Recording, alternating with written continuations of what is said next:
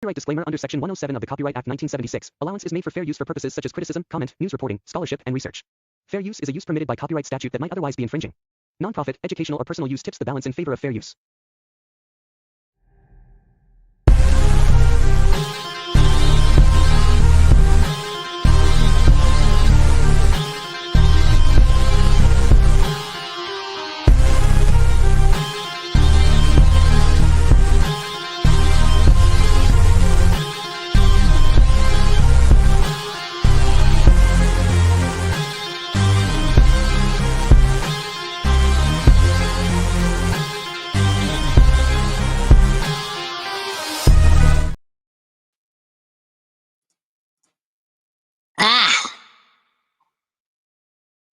Hello everybody, it's me, the Monos, and this is another episode of the Monos Takes the Hackverse.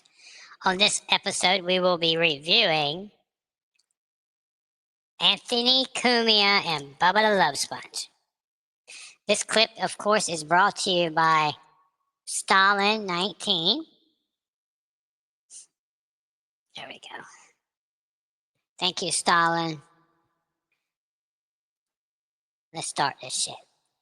You can't just conjure up and go, well, now we have one of these. Is genuine personality-driven radio that's compelling and passionate and fun and interesting, whatever it is. You can't just make that. Polarizing, make you mad, yes, piss you off, or root for. I will say, I, for one, miss the days of a good radio show. Say what you want, but Bubba the Love Sponge had one of the best fucking radio shows ever. The characters he had on there, the staff. I mean, he does a good program today. He does.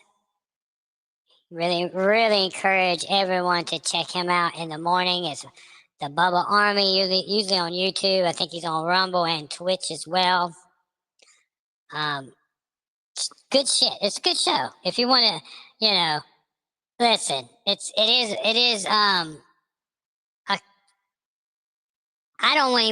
not modeled after Steel Toe. He's way before Steel Toe was even a glimmer in his father's eyes. That's how long Bubba's been doing radio. But it's just great. Their takes are phenomenal. But go ahead. For you, and right. It's something that you can't teach, and you either got it. So when Bubba the Love Sponge endorses something or somebody, I listen. Or you don't got it. And so when I saw the signing, by the way, Roger Stone's a great friend of mine, and I called him up, and Roger does nights at 77 ABC. And I called Roger up and I said, hey, my buddy, and because I called you my buddy, even though we've talked a few times. I said, hey, my buddy is getting a gig over there. And he's like, yeah, there. And I guess within his little world, he's like, everybody at the station pumped up about it because we got a real radio guy coming over here to do radio. And it's just, like back in the day when we used to go against each other, I y'all, you with me bad, and part of the game. But it was because of two things. One, because it was part of the game, but the other aspect was because we thought maybe the other dude was doing better than the other dude. So we would be like, man, I heard Opie and Anthony were making $5 million a guy. And so those two, and because we were not insecure, but we knew that the other guy was just as good as we were. So we had to, when realistically, I had Opie on years ago. And I said, what we should have done is we should have broke bread and said, hey, listen, let's be each other's buddies here and work together, because we didn't know how, and none of us knew how. And I'm so proud of you because you got a lifeline and a tether into terrestrial radio. Yes, congrats to you, Anthony and Cumia. We got the app downloaded. Oh, excuse me. That was some baked salmon I had earlier. Got the app downloaded And let's see, I'm gonna open the app.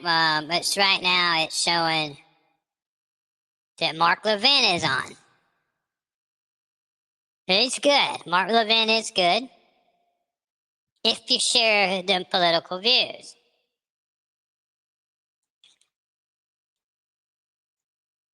Yeah, 728. So the app is good. There's, I've heard a few shows where they were talking about they got a good app and everything. They do. It's just reality. It's not, oh, the mole's kissing ass again. I told you a few episodes ago that I was trying to be Cumia's co-host, his second mic, so of course I'm kissing him. Nobody else would give you a chance. Nobody would. No. I mean, persona non grata in the entire industry. I literally had Them days are over with. This woke shit, this cancel culture, it's over with. It's done. Thank God it's done. Holy shit. Holy shit. It's ridiculous, the people that was getting canceled because of their opinions and shit. Pathetic. I used to see people get canceled even though I didn't like them. I'm like, that's just fucking pathetic. Don't even laugh at the shit. Go ahead. Go down in my basement and build a studio and figure out the logistics of putting a show out to as many people as. I heard someone say, "Oh, well, Anthony, he broadcasts from a basement." It's his basement, though. How many other people can say they're broadcasting from their own basement? They're usually broadcasting from their mama's basement. As I possibly could. This was, I'm not the pioneer of podcasting, but when it comes to these video podcasts that everyone has now, it was pretty rare back then. A lot of people were doing pre-recorded podcasts, putting them up, audio only. But, I had a television station. That's where Bravo comes from, the old school podcasting days. That's why there's still a SoundCloud and not StreamYard, but there's another one. Anyways, they're out there. In my basement, and then when I got fired from Sirius, it was my lifeboat. Thank God I had that. Thank God for Compound Media. Thank God for your vision, because you had a little, not Sirius XM money coming in, but a nice base for your audience to come behind a paywall with a way to monetize that. And Compound Media, man, probably kept old Anthony, going. I mean, it paid the bills. Hell yeah. I mean, right? Yes, it was absolutely a lifeboat. I don't know what I would have done. I got it up. I need a lifeboat right about now. Been running in a month. You know how quickly you can't disappear. The worst feeling ever was sitting on the beach, as they call it, when a station would get rid of you and you'd have to live out your no compete, which was sometimes 3 months. Some people signed 6 months no competes. And you'd have to sit there just knowing every day your fans were finding something else to listen to. And it was torturous. So I wanted to get up and running as quickly as possible. That was 11 years ago. And it worked. I got a large portion of my audience. We turned it into something. I expanded, got a bunch of shows. And then, things like that. It's like anything else. It's like Blockbuster Video. It just, something else came out. Everyone has a podcast. Everyone has a video podcast. All of a sudden. That's now, it's true. Listen, these guys like this, these old school guys, they hate that there's so many people that's able to do like I'm doing. Even though I don't get on camera and stuff, trust me, the camera on my computer is blocked out with a piece of fucking tape in case my software ever failed. The voice, that's a different story. That's a different fucking story. That's why I like to do the pre-recorded episodes over the live. For now, we do lives. We do lives. But these guys, and this ain't a dig at them or nothing, they hate it because it eats into their program. It pulls their audiences and stuff. There's a lot of good people of podcasting that's never, ever done radio. They've got good programs. The Y Files is a good example. Millions of followers. I mean, it's true. It's true. It's true. The competition was crazy. Yeah, and before people the were giving room, it away for free. the room wasn't as crowded when you first Right. started. It was actually Yep. somewhat wide open, especially for what you do. And then it's been an avalanche. Every motherfucker you said can go buy a Podcaster 9000, and Right. now they can even take calls and all kinds of bullshit. And it's just Right. like, So here's another thing too. I'm set up. I could take calls if I go live. Bravo has set it up where there's an actual call-in number and everything. And we don't have, I'm not using a fucking Roadcaster or a Procaster or anything like that. There's certain software that you can use to in place of that. Now, the problem with the software is sometimes it hangs. You've got them little glitches and stuff, but it's rare. As long as you got a good computer and stuff. But go ahead, Bubba. like it's really watered down the art. And I think that you are strategically placing your talent and your abilities. And I think you might be the one guy that could maybe even help a guy like me that's been blackballed by regular radio by saying, look, Anthony took a weekend show on 77 WABC and now has 35, 40, 50 affiliates, on a weekend show, and that people, men 25-54, men 25-64, want that type of stuff they used to listen to. That's right. So a lot of people are saying, oh, nobody's going to listen, blah, blah, blah, blah. Yeah, they will. They're going to listen. I'm going to listen. I got the app downloaded on my phone. It's online too. WABC 77. They're going to listen. These guys, I hope it's going to be a good show. I hope he's successful. Because of, like Bubba just said, he's been blackballed. We all know why Bubba the Love Sponge has been blackballed. And I know there's a lot of people don't like him. They don't like him. But you really need to go look back years ago. And, you've got a lot of people that screwed him over that's actually got radio shows and shit right now that's on the terrestrial radio. I'm not going to mention any names, Calta, but it's true. It's true. It's true. Not this new shit that they, and like, did you see the money? And we both spent I spent 6 years at XM. I think you spent a little bit more, a little longer. Yeah, we were there for about 10. And did you see the kind of money that they gave these like the Call Her Daddies and the Jason Batemans and they gave Conan O'Brien $110 million for his podcast? What the fuck? Conan O'Brien could probably do TV better than you and I. Yes, granted. But Conan O'Brien can't hold my when it comes to radio. I'm just telling you that. People think it's the same thing. No. And it's That's truly because of not. the video. It's because of the video. If you go, and Bubba's right, what Bubba's saying, he's talking about if you had a radio on, listening to a guy on the radio. Big fucking difference between Conan O'Brien and Bubba the Love Sponge. If you're a man's man, you're going to be listening to Bubba the Love Sponge because he's got, remember way back in the Power Pig days when he had, what was it, No Panties Thursday, that kind of shit. That's the good shit. And, like I said, it's a commodity that you can't just invent. You can't pull it out of thin air.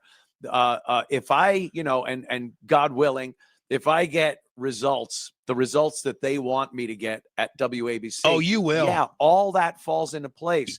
The affiliates, the syndication, perhaps other hires. They start looking and go, hey, who are these other radio guys? You better say Bubba, motherfucker. Better. Yeah.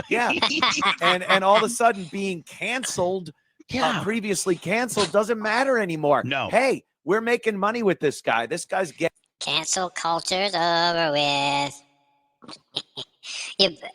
Anthony, Cumia, you better say the mole knows. What the hell are you talking about, Bubba? No. When they start looking around, you better say, there's this guy that does this Hackverse shit. His name is the mole knows. You guys ought to put him on terrestrial radio. I tell you what, Anthony, I'll come on and do a mole report with you. Same thing with you, Bubba. Let's talk. Let's talk business. Go ahead. Getting us listenership. He's getting us people to listen for a long time. Well, and people and listeners are going to gravitate because they haven't heard it in well over a decade. A guy like you, a guy like me, back around, bro. A guy like whoever, they haven't heard it. Howard, I don't think, and not saying anything bad about Howard. I still get a birthday card from him every year. But I don't think Howard's going to re-sign Sirius XM. I don't think so. It's my opinion. Could be. Who hated you? Who hated you the most over there? Oh God, probably Opie. Besides Opie, Opie, like I think Patrick Donnelly hated me the most. Yeah. I really didn't. Look at Alex Stein. Wait. I just seen him in the picture, in the video behind Bubba Love Sponge. There's Alex Stein, Merch Crick, I think. Yep. Love to Merch Crick. We love Merch Crick. Go ahead. Yeah.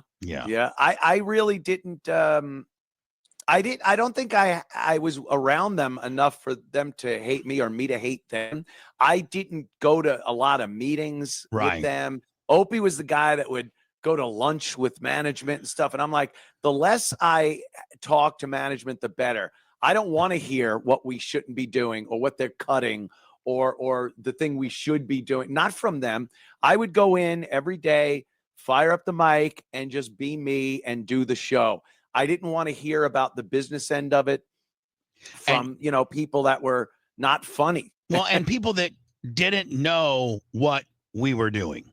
Like, exactly. Didn't know, like, the form of art we were creating, or how we operate. And, this will never happen. This will never happen for various reasons.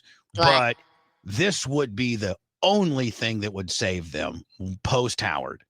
And that is Bub in the morning, Opie in the middays, Anthony afternoons. Now, we don't have to like each other. We don't even have to see each other, but we would have we would have an understanding that if we can't promote each other coolly, then we don't talk about each other. That would be the only rule. Opie, I know you hate Anthony, and Anthony, I know you hate Opie, and you don't have to be in the same studios or nothing like that. You guys can help it. In today's world, we can do. Listen, if the money's right, I promise you. Listen, if the money is right, and they start dropping millions, you could have something like that if the money's right. Enough money. Money talks, bullshit walks.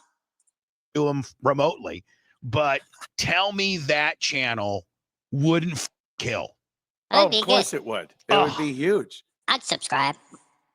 But that would never happen for many different reasons. I don't know why. I mean, they could be so desperate to have some type of resemblance of what they had and they could get us a lot cheaper than they used to pay us. I mean, right? You know what it would take for them to realize that they have f***ed up and they made a mistake, and those guys, they never admit to that shit. Never. So they still think the Oprah and the Martha channel worked. right. The book channel, right? And the other garbage they put on there. They will never admit that they f***ed up and turn around on a decision. So that would be a huge thing. That's the that's the end. I mean, I don't see. I'm not paying a subscription for them motherfuckers. Hell no. Why do that when all the good shit is on YouTube? Everybody streams and does podcasts now. That is really the way to go, especially being able to listen to the shit in your car. Really?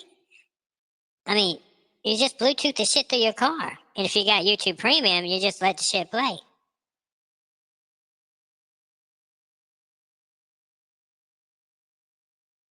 It really is that simple.